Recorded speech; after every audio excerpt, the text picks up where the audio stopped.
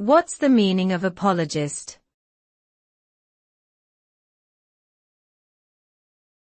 Apologist.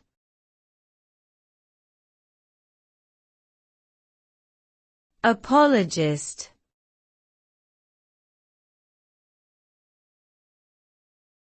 Apologist.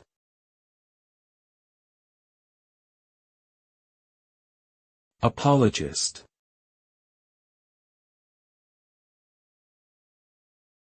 An apologist is a person who defends or justifies a particular doctrine, belief, or action. They may do this through speaking, writing, or other forms of communication. The term is often used in the context of religion, politics, or controversial social issues. Some people see apologists as advocates or supporters of their cause, while others view them as biased or narrow-minded.